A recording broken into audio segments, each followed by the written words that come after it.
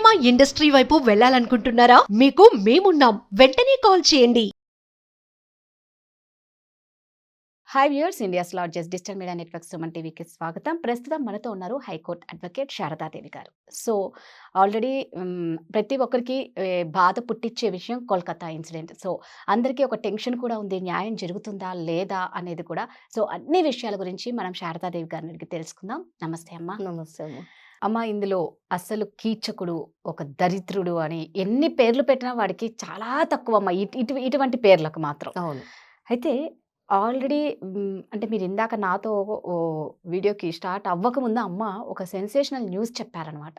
వాడికి ఒక ప్రైవేట్ క్లినిక్లో జరిగే అఘాయిత్యాల గురించి నిజంగా చాలామందికి అసలు తెలియదమ్మా. ఇది ఏంటమ్మా, వాడు ప్రైవేట్ క్లినిక్లో వాడు అసలు పెట్టుకుంది ప్రైవేట్ క్లినిక్ లేకపోతే వాడి ప్రైవేట్ రాసలీలకి వాడు చేసే ప్రైవేట్ దారుణాలకు ఒక క్లినిక్ పెట్టుకున్నాడు? అంతేనమ్మా, దారుణాలకే క్లినిక్ అది. అది ప్రైవేట్ క్లినిక్ ఎవరికీ తెలియదు. వెస్ట్ బెంగాల్లో కూడా చాలా మందికి తెలియని విషయం ఇది. ఎందుకంటే వాడు చేసే ఇవన్నీ రాజకార్యాలు జరిపించడానికి ఇప్పుడు అభయ కూడా అసలు కొన్ని అనుమానాలు ఎందుకు వస్తున్నాయంటే మాకు కూడా అనుమానాలు రావటం ఎందుకంటేను అభయాన్ని కూడా అక్కడే చంపేసి ఇక్కడ పడేశాడా అది అనుమానం కూడా ఉంది మాకు. ప్రైవేట్ క్లినిక్లో ఆయన చెయ్యని కార్యక్రమం అనేది లేదమ్మా. అంత దరిద్రమైన కార్యక్రమాలు చేస్తున్నాడు. గవర్నమెంట్ హాస్పిటల్కు రావటమే కాదు, వాళ్ళ భార్య ప్రైవేట్ క్లినిక్ గురించి కూడా చాలా విషయాలు చెప్పడం జరిగిందమ్మా. ఆయనది ఏంటంటే ఆయన వీక్ పాయింట్ అంటావా ఇంకోటి అంటామా ఏంటో కానీ ఆడపిల్లలతోనే ఆడుకోవడం వాడికి మళ్ళీ అది ఒక సరదానేమో నేను అనుకుంటా సందీప్ ఘోష్కి. వాడి ప్రైవేట్ క్లినిక్లో వాడు అందరితోని మిస్బిహేవ్ చేస్తాడు. మిస్బిహేవ్ అంటే ఏంటి? ట్రైనీ డాక్టర్స్ ఉంటారు, ట్రైనీ డాక్టర్స్ని కూడా ప్రైవేట్ పార్ట్స్ మీద ఊరికే ఆయన టచ్ చేయడం కానీ, వాళ్ళు ఒప్పుకుంటే వాళ్ళు ఏమనలేదు, టేక్ ఇట్ ఈజీ తీసుకునే వాళ్ళని ఏమనట్లేదు.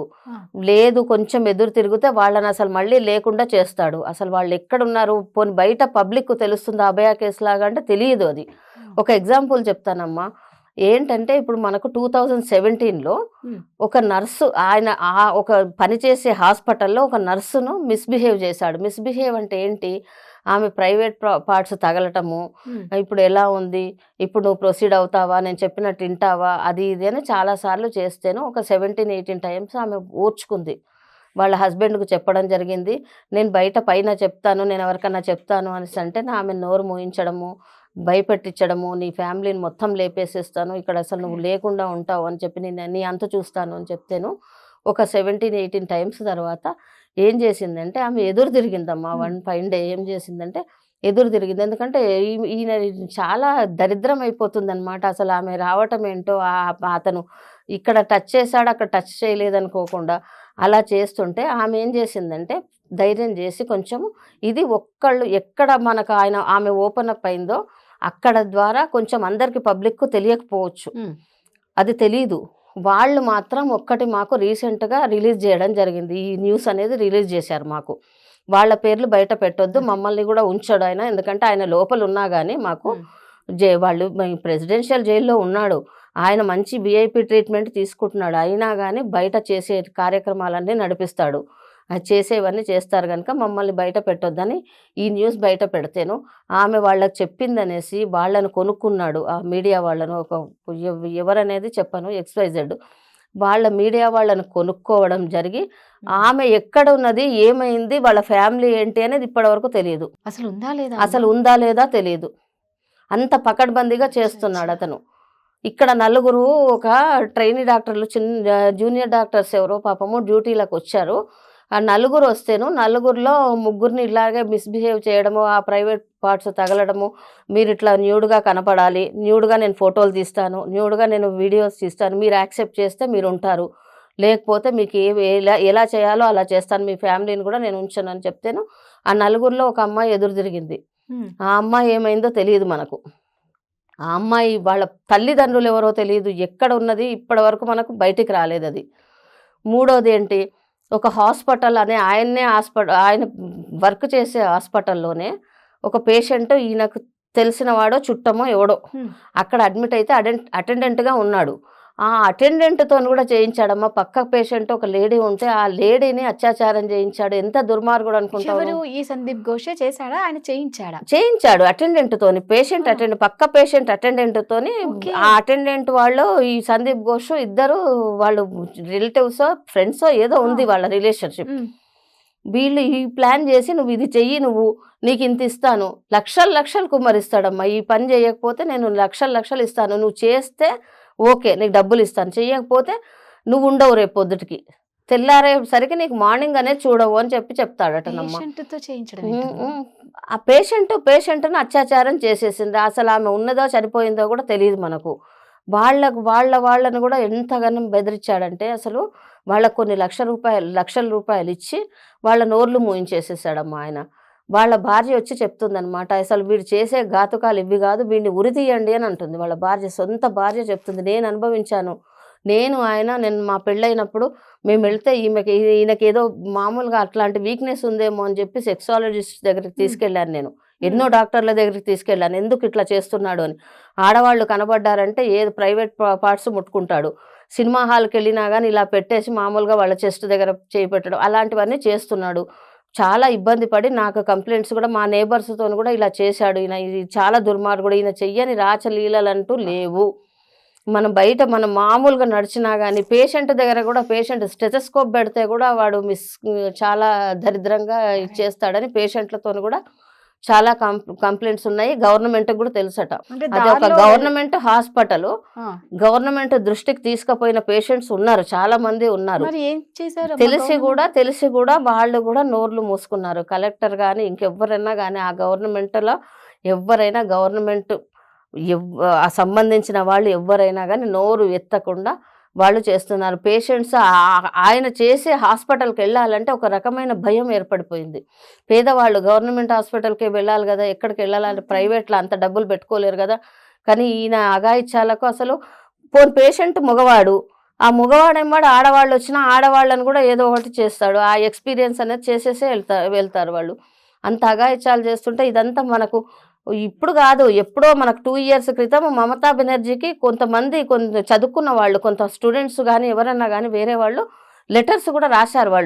వాళ్ళు ఇవన్నీ ఈమెయిల్ పెట్టారు, వాళ్ళు గవర్నమెంట్ బెనర్జీకి పెట్టారు, ఇవన్నీ చేశారు, లెటర్స్ రాసి ఇట్లా మాకు ఇది అవుతుంది, ఈయన ఇప్పుడు మీరు ఏం చేస్తారు, మీరు సీరియస్ యాక్షన్ తీసుకోండి మేడం అని చెప్తే కూడా ఆమె యాక్షన్ కాదు, దీనికి మెయిల్కి కానీ దేనికి కానీ రిప్లై ఇవ్వలేదమ్మా. కాదమ్మా, ఇప్పుడు ఈ ఇన్వెస్టిగేషన్ లో ఇంకా ఈమెను కూడా తీస్తే బెటర్ కదా.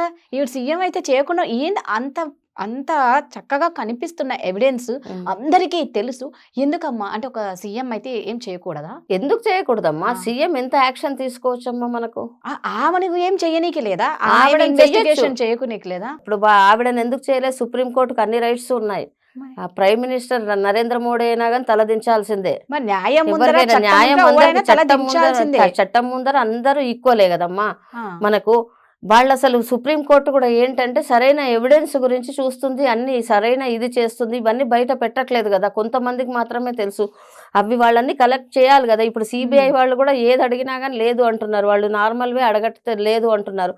రేపొద్దున ఇవన్నీ ఎవిడెన్సెస్ ఎట్లా తీసుకురావాలి కదా వాళ్ళు, ఇవన్నీ తీసుకురావాలి కనుక ఇప్పుడు వాళ్ళైనా కానీ ఒక రిపోర్ట్ తయారు చేయాలన్నా కష్టమే. ఇప్పుడు సుప్రీంకోర్టు కూడా ఏంటంటే ఇప్పుడు ఏదైనా కానీ మొన్న 12th రోజు జరిగిన సంగతి కూడా ఏంటంటే ఎంత పెద్దవాడైనా సరే ఎవ్వరు కూడా వాళ్ళు ఎక్స్క్యూజ్ చేసేది లేదు అనేసి చెప్పి ఒక స్టేట్మెంట్ ఇవ్వడం జరిగిందమ్మా మనకు.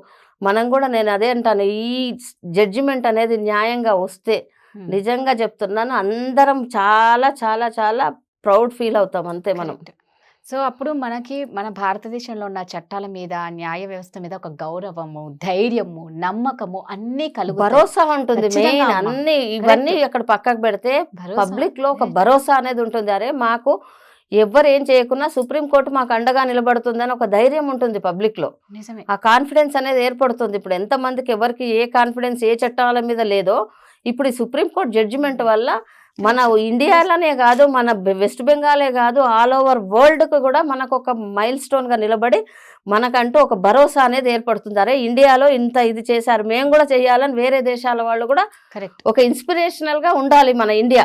సూపర్ గా చెప్పారమ్మా. అది మీరు ఇందాక చెప్పిన దాన్ని బట్టి చూస్తే మమతా బెనర్జీది కానీ సందీప్ ఘోష్ది కానీ నిజంగా ఆ వెస్ట్ బెంగాల్ అదంతా చూస్తూ ఉంటే మనం అసలు ఇండియాలోనే ఉన్నామా, ఏ తాలిబాన్ల చేతిలో ఉన్నామా అనేది అర్థం అసలు కావట్లేదు. చెప్తున్నాను కదమ్మా, ఒకవేళ సుప్రీం కోర్టు జడ్జిమెంట్ అనేది సరిగ్గా ఇవ్వకపోతే మనకు తాలిబాన్లకు తేడా లేదు. ఒకటి మనం ఒక టెర్రరిస్టులమే, ఇంకా అంతే. ఆ టెర్రరిస్ట్ దేశం అనేది అందరం ఒప్పుకోవాల్సిందే, ఇంకంతే. మనం అంతే. ఏంటంటే సుప్రీంకోర్టు డెసిషన్ అనేది ఇప్పుడు మనకు నెక్స్ట్ హియరింగ్ వాయిదా, మనకు final hearing next hearing 17th పెట్టింది. ఇంకోటి ఏంది, సందీప్ ఘోష్ను కూడా రిమాండ్కి పంపించింది, మళ్ళీ 23rd వరకు రిమాండ్ పొడిగించింది సందీప్ ఘోష్ని. 23rd వరకు. ఎందుకంటే ఇంటరాగేషన్లో ఏమి వాళ్ళకి ఏం దొరకట్లేదు అసలు. వాళ్ళ పాయింట్స్కు అసలు వాళ్ళు చెప్పే పాయింట్స్కు ఇక్కడ ఏం దొరకట్లేదు వీళ్ళకు. అందుకని ఈయన మళ్ళీ 23rd వరకు రిమాండ్కు పొడిగించడం జరిగిందనమాట మనకి. సో ఇదండి, నిజంగా మనకైతే ఒక్కొక్కటి వింటూ ఉంటే సందీప్ ఘోష్ గురించి రోజుకొకటి చెప్పొచ్చు అనమాట, నేర చరిత్ర గురించి. సో ఒకసారి నెక్స్ట్ టైం మనకు అమ్మ మన దగ్గరికి వచ్చినప్పుడు అసలు సందీప్ ఘోష్ గురించి చాలా చక్కగా నెక్స్ట్ ఇంకా చెప్తారండి. అంటే ఎందుకు తెలియాలి అంటే ఇలాంటి కీచకుల నుంచి మనం చాలా జాగ్రత్తగా ఉండాలి. ఇలాంటి కీచకులకు శిక్ష పడితే ఇంకొకరు భయపడే విధంగా ఇలాంటివి రిపీట్ అవ్వకుండా శిక్షలు పడాలని, ఆ బిడ్డ ఆత్మకు శాంతి చేకూరాలని, తల్లిదండ్రులకు న్యాయం జరగాలని, వారికి ధైర్యాన్ని ఇవ్వాలి అని ఆ భగవంతుని కోరుకుంటాం. థ్యాంక్ యూ అమ్మ. థ్యాంక్ యూ మా.